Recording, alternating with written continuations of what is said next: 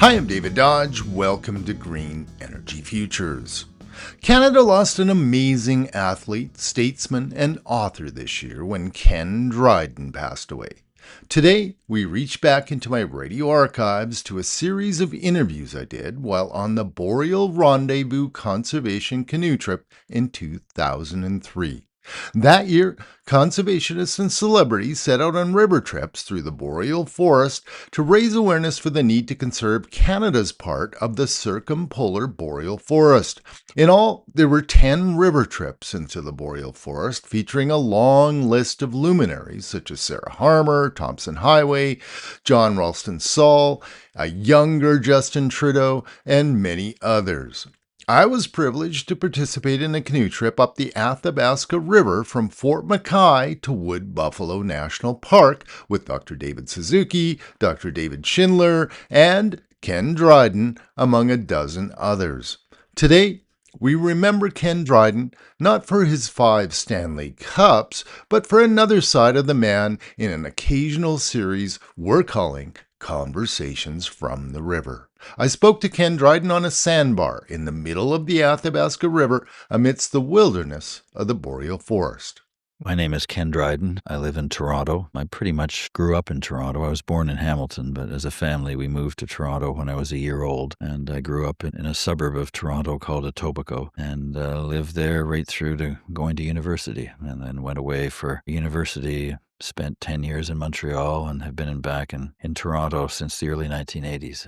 Well, Ken Dryden, we're sitting here on the banks of the Athabasca River, and we're on a journey that's connected with something called the Boreal Rendezvous. How did you find yourself here? Well, I got out of the blue, I got an email probably about 4 months ago from a man who works with the David Suzuki Foundation. And he kind of laid out what was being planned for the Boreal Rendezvous and of the trips on the different rivers, and wondering if I was interested. And I get a fair number of invitations, but usually they're fairly much of, there's great similarity in them. And after a while, you get a little bored with doing too many of them. This one was interesting.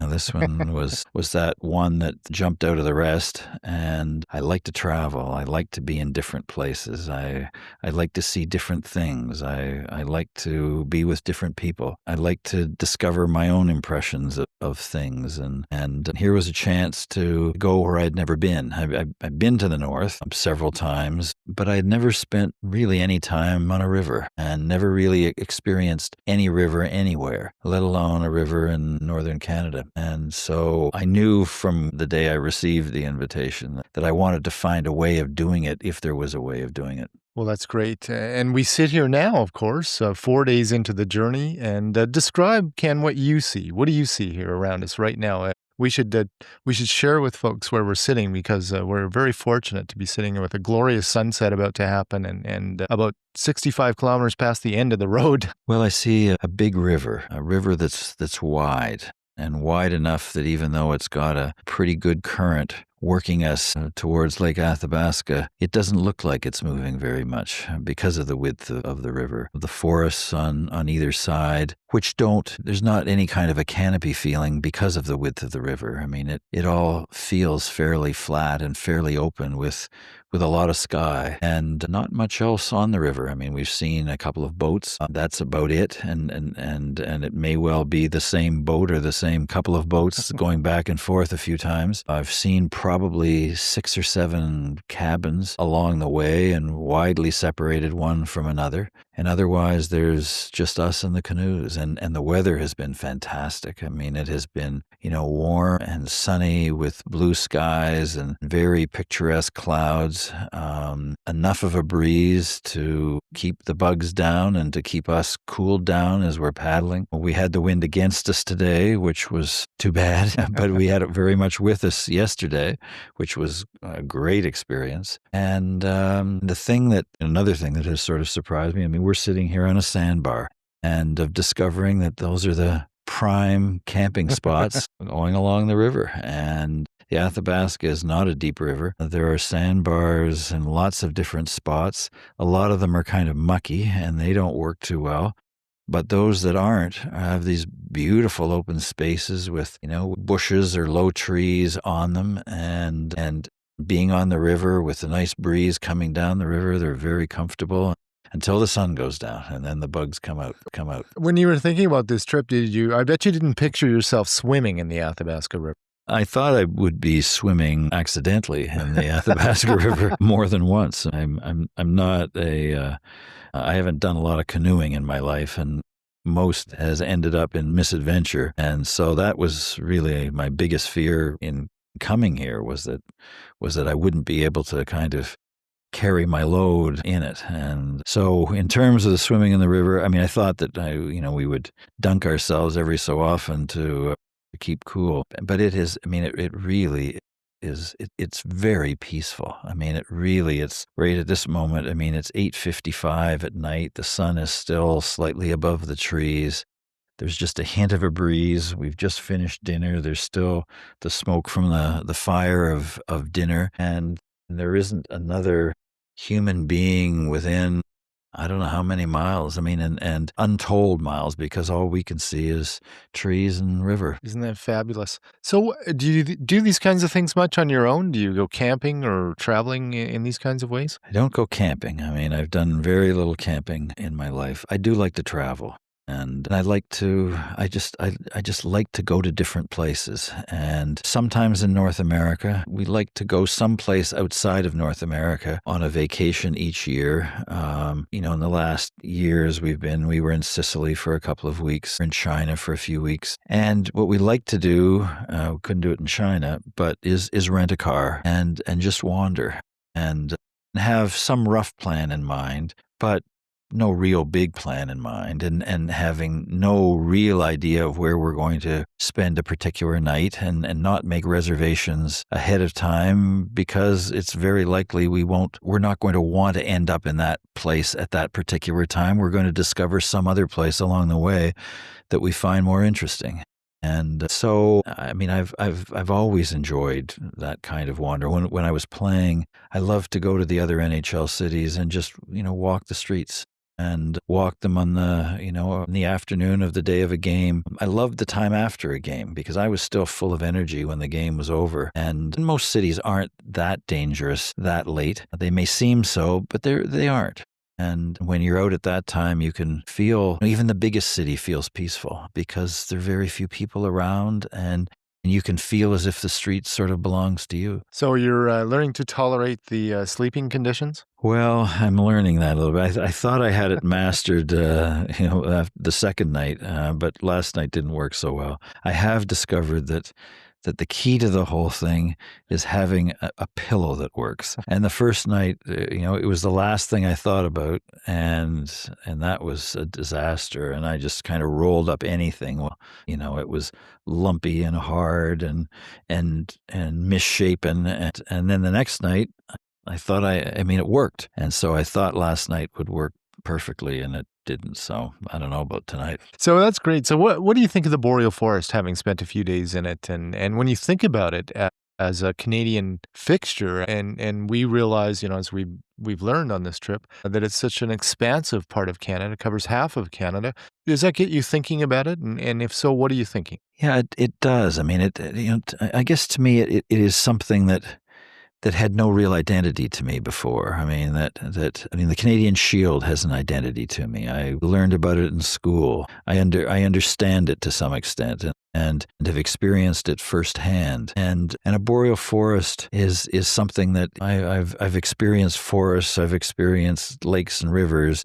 I didn't really have a sense that there was that they were connected in that sort of a way. And when you see the map, of course, you see that sweeps from probably the Yukon and down through central to northern BC and central to northern Alberta, and swinging across the country, in that kind of way, as something that has a feature of its own, a real identity of its own, a connection, but something that I never understood the connection of before. Isn't that interesting? And it's circumpolar as well. I mean, the same forest goes on through Russia and beyond. Yeah, and again, I mean, these are the kinds of things that come to surprise us because we learn nationally. But of course, course, it would be that way, given the climate, given the kinds of common landscapes.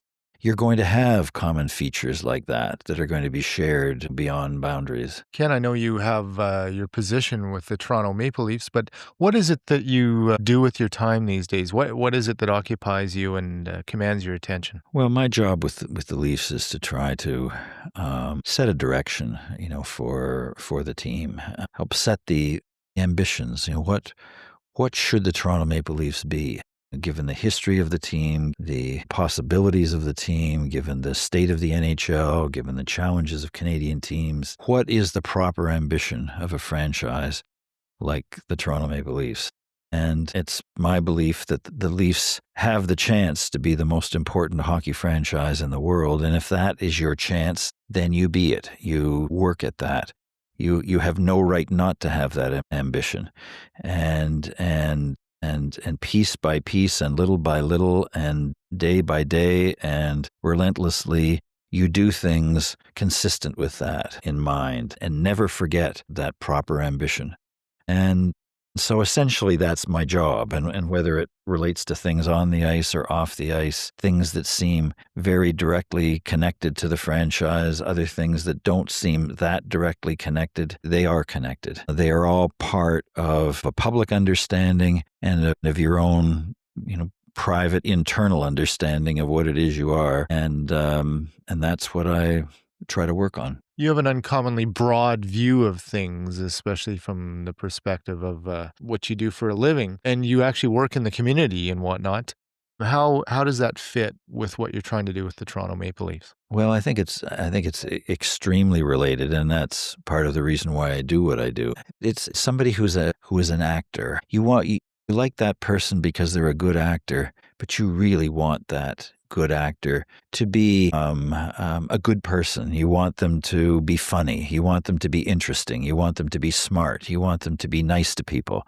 You want them to have various interests. You want them to have a nice family. I mean, you want to ascribe all of the things that are connected with what you feel about that person, as an actor to that person. Well, I think it's the same with anything that you feel strongly about, and a team is one of those things. There are a lot of people that feel very strongly, very powerfully about the Toronto Maple Leafs. They want the Leafs to have won last night's game, but they also want the Leafs to be all of those things that make them feel as good as they want to feel about the Leafs, as proud as they want to feel about the Leafs. And so that is anything and everything. And that's really kind of how I understand my job. It's interesting. So, Ken, you're on the river, and we're 4 days into a trip, and you're on the river with some rather fascinating people. Do you have a moment that stands out so far that has surprised you or perhaps taught you something? Well, that's a tough question. I mean, I think that it's interesting, the kind of dynamic of a group like this. I think that there are probably, I would say probably the average member of the group here probably knows 3 other people, maybe out of the 17 or so. I had never met any of them before, but how within a day or so you start to loosen up. You start to for the most part, express yourself as you are, but also kind of take on certain roles. And so there is the guy who does the outrageous stuff, or the solid stuff, and just like any group, and like any team. I mean, that's what happens, and it's fun. I mean, then it starts to become really fun because you see personalities that get revealed, and quirks that are there, and then people start to feel comfortable enough to make fun of the quirks, and then then the laughing begins. And so there is a serious purpose to the adventure of it all, but adventuring is fun. I mean, adventuring is seeing new things. It is experiencing new people, and in all kinds of different ways. I mean, you're not just interested in experiencing them for an idea or two that they may have about the environment. You want to know other things. Yeah, it's fun, isn't it? So, one wildlife sighting. Is there a wildlife sighting that stands out in your mind so far? Well, I guess it really was the lynx, and I mean, I'm sort of dumb enough about this area that I was less stunned than others may have been. I mean, I didn't know I had the right to feel as if this should be shocking. I mean, maybe lynx swim across the river all the time. I mean, who knew? But the thing that was great was the sort of the parentheses curl of the lynx ears. I mean, that little half moon that is so distinctive, to a lynx, and all of a sudden seeing that. And I had never seen a lynx before. And of course you can see it so much more clearly and dramatically when that lynx, is, half drowned with all of its fur just matted to the body. Well, you can see all those little contours. And so those two ears just jumped out, and you just, knew instantly what it was, even though you'd never seen one before. Well, what happened is that this lynx was swimming across the Athabasca River before we even started our trip, right at the launch at Fort McKay. And just so you know, Ken, I get out a fair amount. I've only seen 2 lynx in my life. Well, I'm halfway there. Well, did you see the one on the highway as well? No. Okay, so you could have finished it. You could have been done with lynx. Yeah. Well, that was neat. And actually, the other part today was just seeing that 42-inch, 20-pound northern pike, I guess what people would call a jackfish here.